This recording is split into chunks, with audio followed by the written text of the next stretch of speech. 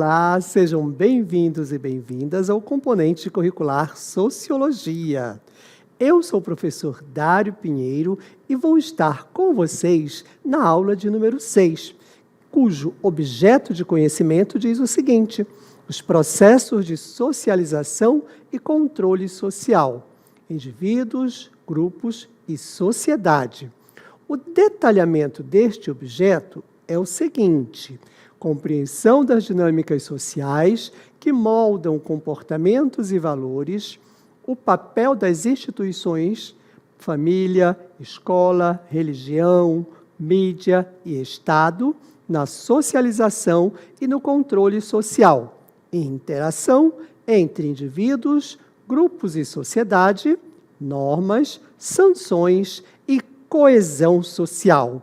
Vamos agora à nossa aula e excelente aula para todos e todas!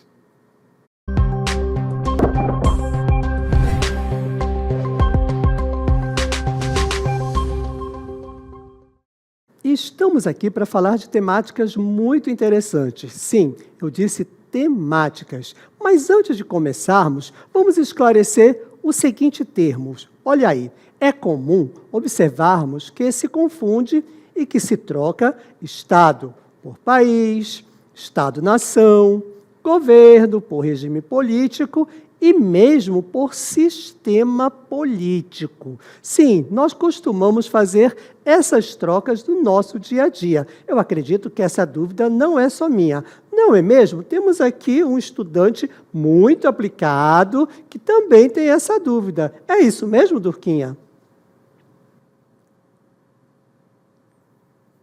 Professor Dário, por quê? E como surgiu o Estado? E existem visões diferentes sobre sua formação e função? Viu? Essa interrogação, com certeza, ela não é comum e não é somente do Durquinha.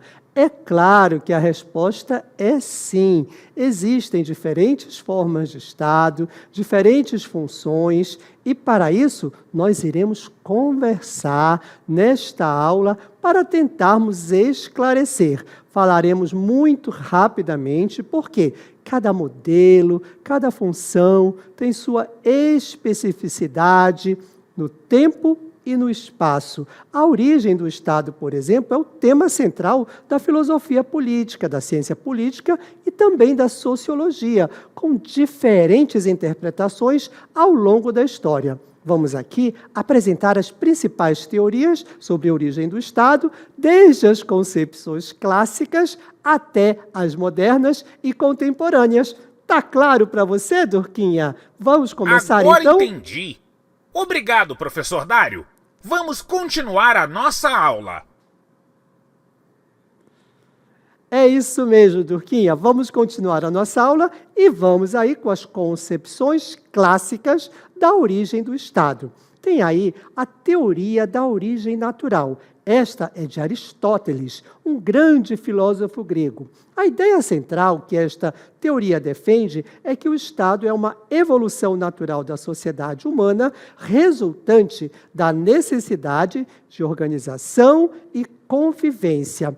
Ainda para Aristóteles, que viveu lá na Grécia no ano de 384 até 322 a.C., na sua obra Política, chamada Política, é o nome da obra, o filósofo Aristóteles afirma, olha lá, abre aspas, o homem é um animal político, fecha aspas, e que o Estado é a forma mais elevada de associação humana. Muito bem, Aristóteles já dizia que o Estado é a forma mais elevada de associação humana. Isso lá da Grécia. Mas aí o tempo vai passando e nós vamos chegar até o século XVII, século XVIII, que surge a teoria do contrato social.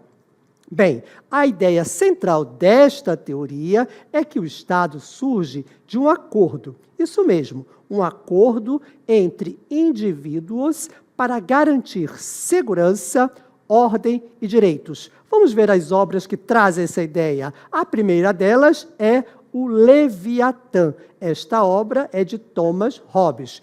Outra obra que nos fala sobre isso, também vamos ver mais à frente, porque Thomas Hobbes, que viveu lá do século XVI, início do século XVII, defende que o Estado é necessário para evitar o estado de natureza, onde a vida seria solitária, pobre, desagradável, brutal e até mesmo curta.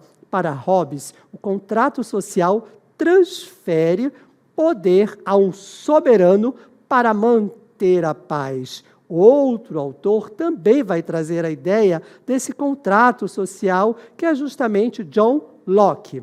Olha aí, o nome do livro que ele nos traz em dois tratados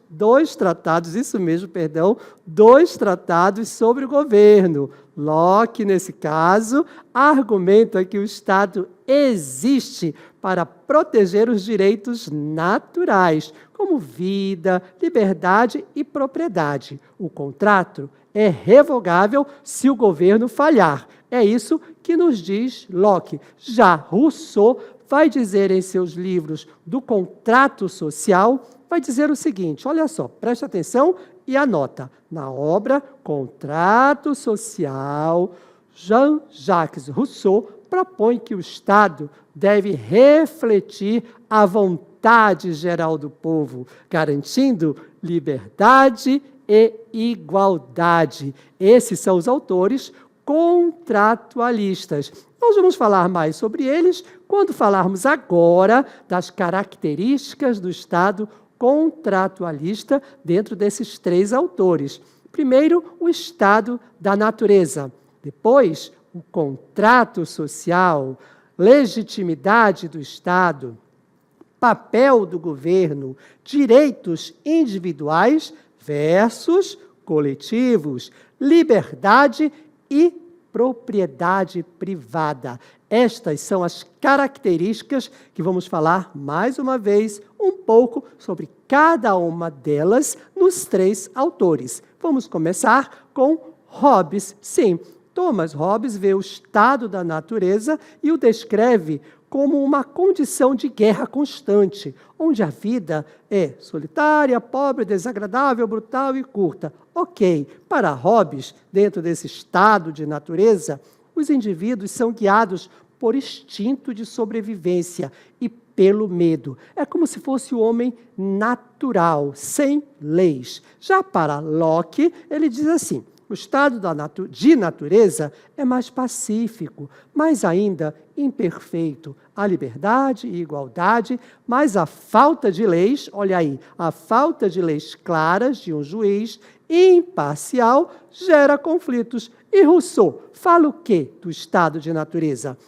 Para Rousseau, o estado de natureza é visto como de harmonia e inocência, onde os seres humanos viviam livres e iguais, sem propriedade privada ou corrupção. Rousseau, legal, né? Mas outra característica, que é o contrato social, Hobbes vê da seguinte forma: o contrato social é estabelecido para escapar do caos do estado de natureza, os indivíduos renunciam à sua liberdade e, em troca de segurança, transferem seus direitos a um soberano absoluto.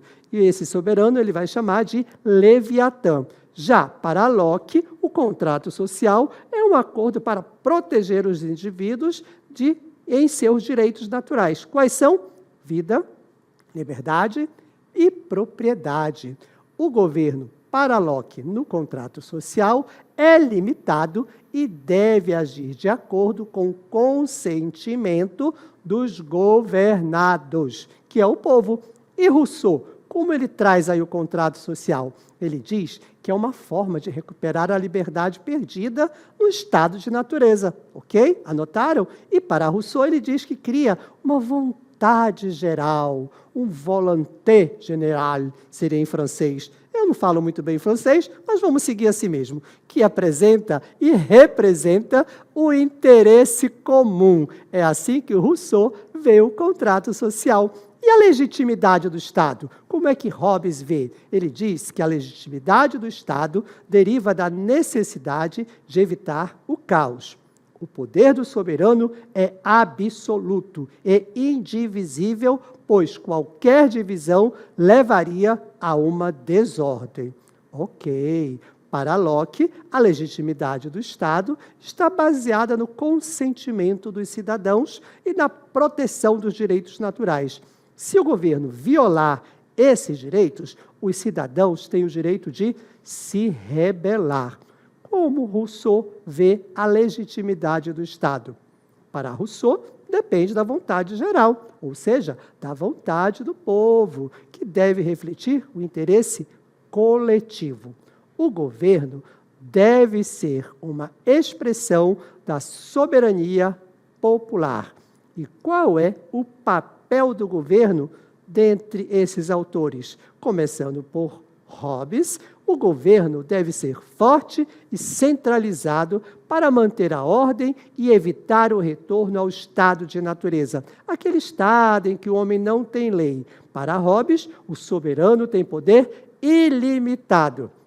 Já para Locke, o governo deve ser limitado e dividido em poderes executivo, legislativo e judiciário para evitar abusos. Sua principal função, no caso do governo, é proteger os direitos naturais. O papel do governo para Rousseau deve ser uma expressão da vontade geral e garantir a liberdade e a igualdade dos cidadãos. Para Rousseau, a soberania pertence ao povo e o governo é apenas um executor da vontade coletiva. Mas existem direitos individuais e direitos coletivos.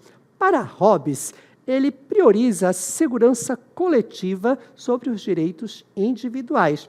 Entenderam? Porque os indivíduos cedem quase todos os seus direitos ao soberano. Em troca de quê? De proteção. John Locke diz que os direitos individuais, eles devem ser especialmente a vida e a liberdade à propriedade. Locke diz também que o Estado existe para proteger esses direitos. Já outro autor, que é o Rousseau, enfatiza a vontade coletiva e a liberdade como participação ativa na vida política. Para Rousseau, os direitos individuais são subordinados ao quê? Ao bem comum. E a liberdade? Como esses autores veem a liberdade dentro de um Estado contratualista? Hobbes diz que a liberdade no Estado contratualista é limitada pela necessidade de quê? De segurança. Os indivíduos são livres apenas na medida em que o soberano permita. E Locke diz que a liberdade é um direito natural, mas deve ser exercida dentro dos limites da lei natural e do contrato social. Sempre aí o contrato social. Para Rousseau, a liberdade é verdadeira e só é alcançada, veja bem, a verdadeira liberdade só é alcançada através da participação na vontade geral e na vida política de toda a comunidade. Essas características são fundamentais dentro desses autores que são chamados de contratualista. Mas passa o tempo e surgem concepções modernas de Estado, que é o Estado liberal, já nos séculos XVIII e século XIX.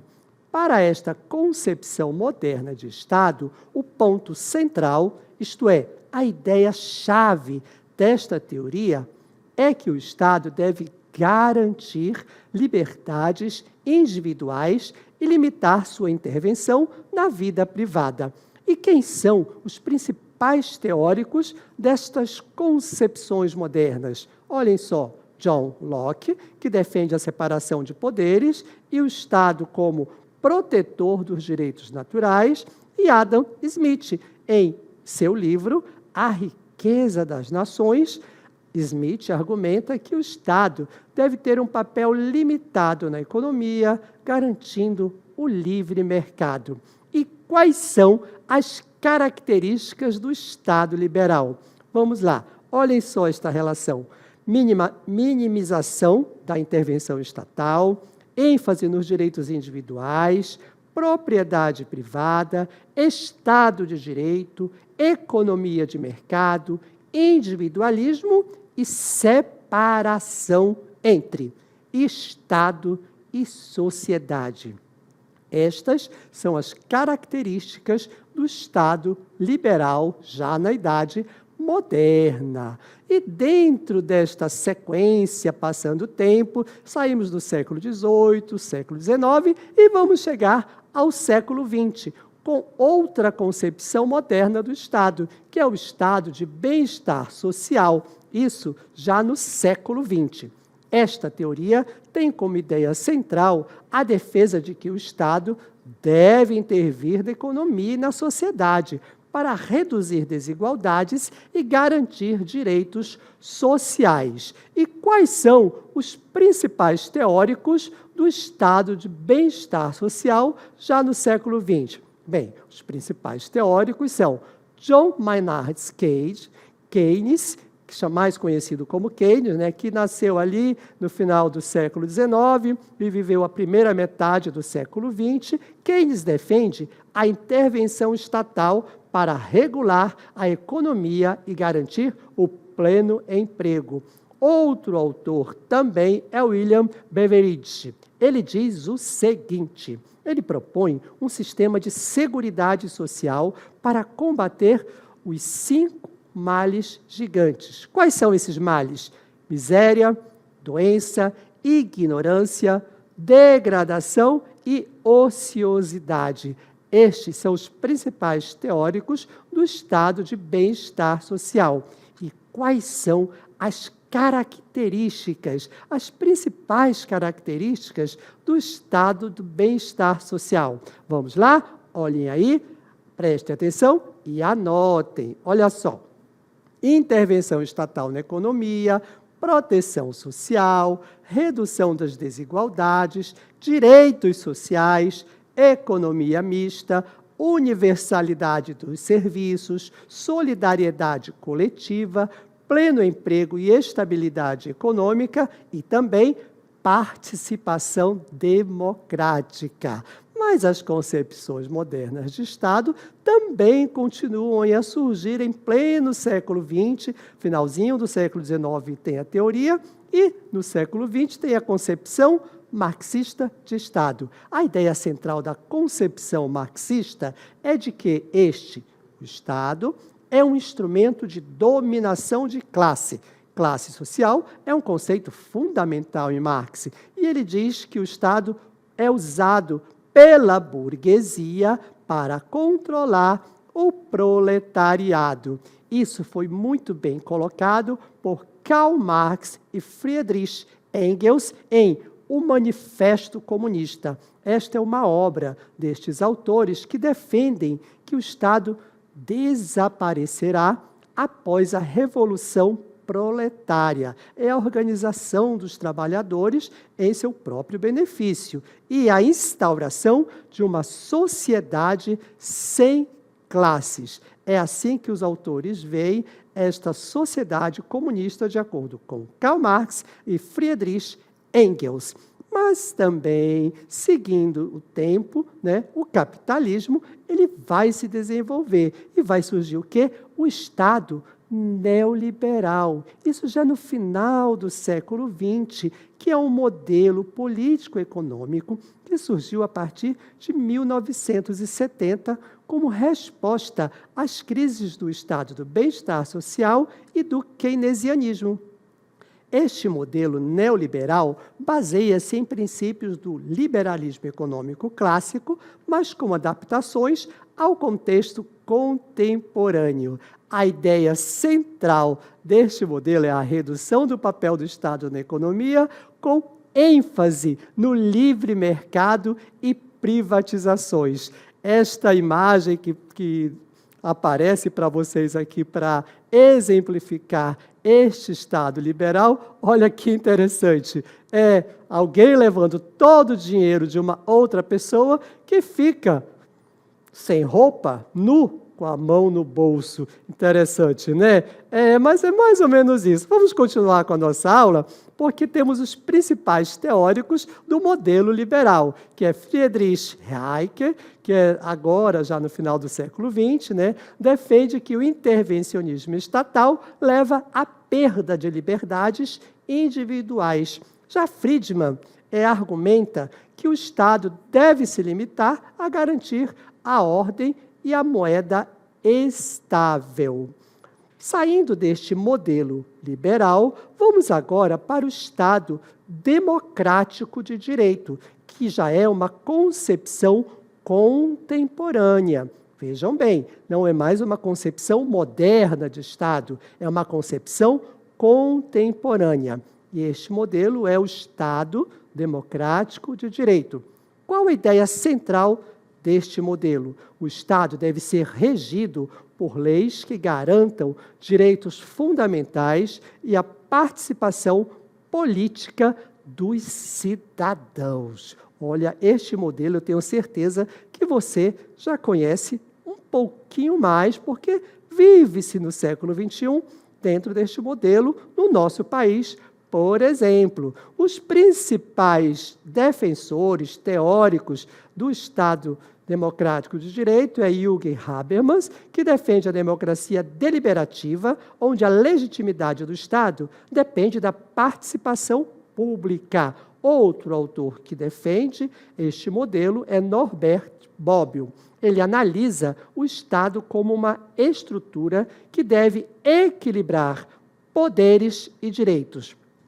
As principais características desse Estado democrático de direito, defendido por, principalmente, Habermas e Bobbio, está aqui na nossa impressora 3D, que vai trazer cada um aí desses principais teóricos, suas ideias, né, as principais características do Estado democrático de direito. Vamos começar? Primeiro, primado da lei. Olha aí, diz o seguinte: todas as ações do Estado e dos cidadãos devem estar submetidas à lei, que é elaborada de forma democrática e aplicada de maneira igualitária. Outra característica saindo agora, separação de poderes. O poder estatal ele é dividido em 3 esferas independentes e harmônicas. Quais são elas? Executivo, legislativo e judiciário. Essa separação visa evitar a concentração de poder e garantir equilíbrio entre as funções estatais. Outra característica principal é a proteção dos direitos fundamentais. O Estado democrático de direito tem como prioridade a garantia e a proteção dos direitos fundamentais, como a liberdade, a igualdade, a segurança e a propriedade. Outra característica fundamental deste Estado democrático de direito é justamente a participação popular. Sim, a democracia ela é exercida por meio de uma participação ativa de todos os cidadãos, de todas as pessoas daquele país, daquele Estado, no processo político. E nós podemos participar de formas diferenciadas, seja através do voto, de plebiscitos, de referendos ou outras formas de engajamento político. Ok? Continuando com as características, olha só, a próxima, saindo quentinho aí na nossa impressora, é a legalidade. Isso, a forma legal, né? Legalidade. Todos os atos do Estado devem estar baseados em leis previamente estabelecidas, assegurando que o poder seja exercido de forma previsível e controlada. Previsível e controlada. Por isso que tem que haver legalidade dentro do Estado democrático do direito. Outra característica que também é muito importante neste modelo de organização do Estado, é a igualdade perante a lei. Pronto, todos nós, perante a lei, somos iguais. Sim, todos os cidadãos são iguais perante a lei, sem distinção de qualquer natureza, seja de cor, raça, credo, orientação sexual, seja ela qual for, porque a lei deve garantir a todos e todas a justiça e a equidade. Além da igualdade, a equidade. Por isso, essa é uma característica muito importante. Igualdade perante a lei. É bom marcar essa característica, dentre todas as outras que estamos citando, que também são muito importantes, mas algumas aí, eleja. Qual que você acha que é mais importante? Anota essa aí, né, para você refletir. Vamos continuar, porque tem outra característica saindo quentinha aqui da nossa impressora, que é o pluralismo político. Bem, a existência de múltiplas correntes de pensamento e a liberdade de organização política são essenciais para a democracia. Não existe democracia se nós não podemos nos expressar, se nós não podemos falar do que nós pensamos, do que nós queremos. Pode até não ser aceito, mas nós temos o direito de nos expressar. E também temos que ter a liberdade de organização política, porque são pontos essenciais para a democracia e permite que a diversidade de ideias e a alternância seja feita no poder. E isso, ninguém fica no poder eternamente dentro de um Estado democrático de direito. Também existe aí um ponto que também é fundamental. Todas essas características são muito importantes, mas olha essa aqui, controle de constitucionalidade. Essa é bem legal. O que significa isso, gente? Significa que as leis e os atos normativos devem estar em conformidade com um documento maior que vai dirigir a nação. E qual é esse documento? É a Constituição, que é a norma suprema do Estado. Isso mesmo. O controle de constitucionalidade, ele é exercido pelo Poder Judiciário. Sim, sempre em harmonia com os outros poderes, mas, fundamentalmente, o controle da constitucionalidade será e é exercido pelo Poder Judiciário. Tem uma outra característica que está saindo agora, quentinho aqui na nossa impressora, que se chama aí transparência e accountability. Olha aí, nossa aula é bilíngue, né? Tivemos francês, agora uma palavra em português e em inglês, que é transparência, e a outra em inglês, que é accountability. Deve ser isso, né? Mas tudo bem. Vamos lá, vamos confirmar. E o que significa isso, gente? Significa que o Estado deve agir com transparência, permitindo que os cidadãos acompanhem e fiscalizem as ações governamentais. Isso mesmo, todos os cidadãos e cidadãs podem e devem acompanhar e fiscalizar as ações do governo. E isso está justamente no portal da transparência, que é uma característica do Estado Democrático de Direito.